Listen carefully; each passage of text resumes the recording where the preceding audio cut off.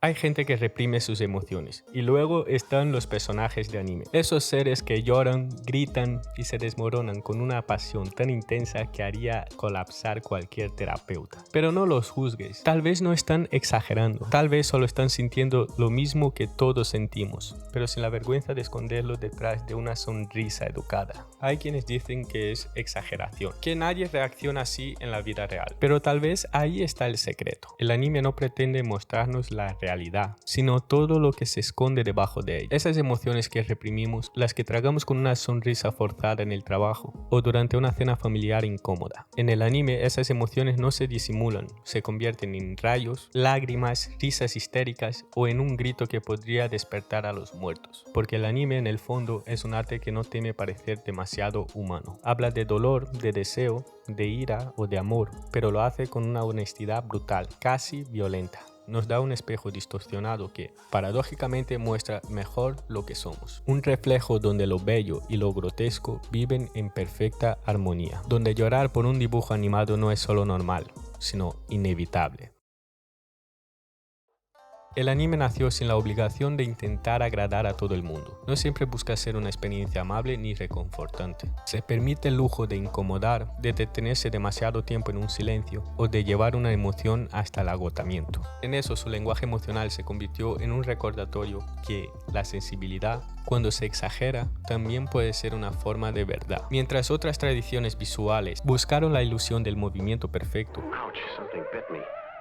el anime se obsesionó con el alma detrás del movimiento. A veces los personajes apenas se mueven y sin embargo sentimos su mundo temblar. Una sombra sobre los ojos, un temblor en los labios y una respiración contenida. No se trata de llenar cada segundo con acción, sino de darle peso a cada segundo. El anime también desafía la idea de lo realista. Las proporciones imposibles, los colores que desafían la lógica, las lágrimas que parecen ríos. Todo es una forma de amplificar ese sentimiento que no sabemos describir muchas veces con palabras. Es un arte que prefiere el exceso al silencio vacío, y en ese exceso es donde encuentra su belleza. Allí la exageración no es un error, es una confesión. Es una manera de decir que sentir demasiado no es un defecto, sino la prueba de que seguimos vivos. Esa libertad emocional lo convierte en un espacio donde el alma puede gritar sin pedir permiso, donde el amor, el miedo y la rabia pueden ocupar el primer plano sin pedir disculpas. El anime no busca escapar de la realidad, la desarma, la redibuja y la hace más humana a través del trazo. Y quizás por eso sus personajes parecen tan expresivos, porque en cada lágrima, en cada sonrisa forzada, hay algo que todos reconocemos pero pocos se atreven a mostrar. También es muy curioso el uso simbólico que tienen esas obras para transmitir esas emociones. La dirección artística de un anime no se limita a mostrar el mundo, lo disecciona. Cada color, cada sombra, cada trazo está colocado como si alguien quisiera confesar algo sin poder decirlo. Un cielo rojo no es solo un cielo en el atardecer, es una herida abierta. Un plano fijo no es silencio, sino el eco de lo que ya no se puede expresar con palabras. El anime entiende que la emoción no solo se actúa, se pinta, que el alma tiene su propia paleta y a veces prefiere usar los tonos que duelen. Los símbolos son un lenguaje secreto. Una flor cayendo no es un adorno, es una cuenta regresiva. La lluvia no moja, limpia el alma. Las luces que parpadean no son fallos técnicos, sino latidos que se apagan poco a poco. Todo en la composición visual parece tener un segundo significado, como si el mundo estuviera plagado de señales que solo los que han sentido demasiado son capaces de entenderla. ¡Que no soy emo! Es un lenguaje silencioso, pero es más preciso que cualquier diálogo. La dirección artística se atreve a jugar con lo invisible. Puede transformar una escena banal en un poema visual o convertir un gesto mínimo en una tragedia. Vale, pero el anime viene del manga, por lo que la raíz de por qué son tan expresivos va mucho más allá. El manga nació como una forma de contar historias con pocos recursos, papel barato, plazos ajustados y mucho ingenio. Los artistas debían transmitir emociones intensas con el mínimo de líneas posibles. Por si no sabes, la producción de manga en Japón es una locura. Sale manga nuevo prácticamente cada semana. Tienen que producir rápido y de la forma más barata posible. Y por eso los mangas, por ejemplo, son en blanco y negro y no en color como en los cómics, que es para ahorrar tinta y para poder producir más. Por lo que desarrollaron un sistema visual muy claro y simbólico. Y así nació expresiones como la gota de sudor, que significaba incomodidad, la vena marcada para la ira o los ojos brillantes para la emoción. No era solo estilo, era una forma de comunicación rápida,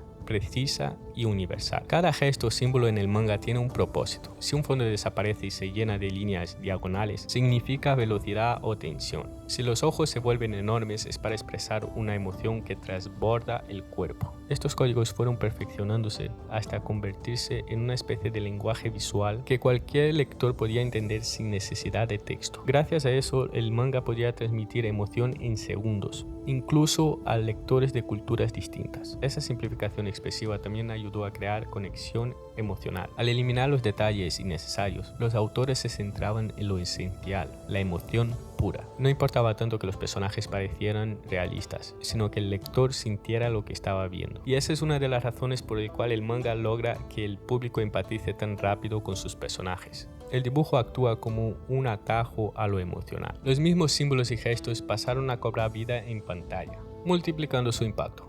Los personajes podían demostrar rabia, tristeza o felicidad con la misma intensidad que en el papel, pero ahora acompañados con música, ritmo y color. Lo que había empezado como una necesidad técnica se convirtió en una marca cultural, una forma de expresar sentimientos sin disimulo, directa y universal.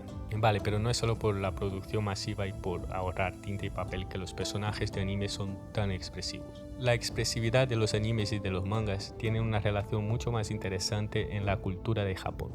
Mucho antes de que existieran los animes, Japón ya tenía su propio escenario donde las emociones se amplificaban hasta rozar la locura. El teatro kabuki. Allí los actores se pintaban la cara con maquillaje, conocidos como kumadori. Usaban colores vibrantes y líneas artísticas para destacar la emoción y las características del personaje. Por ejemplo, el color rojo representaba la fuerza y la valentía, mientras que el negro se suele asociar con lo cruel y lo malvado. Ese uso simbólico del color es esencial para la narrativa del kabuki, permitiendo al público entender la psicología del personaje con un solo vistazo. De esas tablas surgió la semilla de la expresividad que inunda el anime a día de hoy. Y en el otro extremo estaba el teatro no, más silencioso, más inquietante. Los actores llevaban máscaras que casi no cambiaban, y sin embargo con un mínimo movimiento de cabeza y luz podrían hacerte creer que estaban llorando o riéndose. Era la calma antes del derrumbe, esa tensión contenida, ese arte de decir sin decir. También sobrevivió y encontró refugio en la animación japonesa. En el no, en lugar de ser actores representantes de un personaje, como en el sentido occidental, los intérpretes de no son simples narradores, que usan sus apariencias visuales y sus movimientos para transmitir la esencia de la historia, en lugar de representarlas. Las máscaras de no son solo herramientas esenciales que permiten a los actores transformar su identidad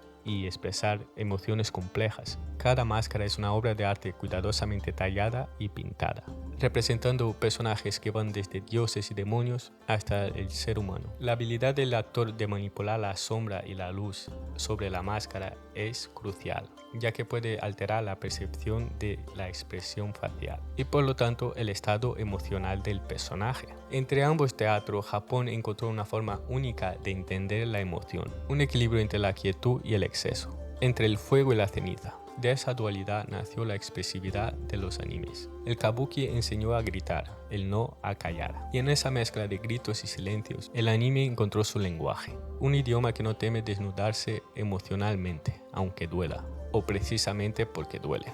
Pero aparte de la relación con el teatro antiguo, en Japón hay una dualidad en las personas que las definen tanto como el aire que respiran. El hone y el tatemae. El hone es lo que uno realmente siente. El tatamae es lo que muestra para poder sobrevivir entre los demás.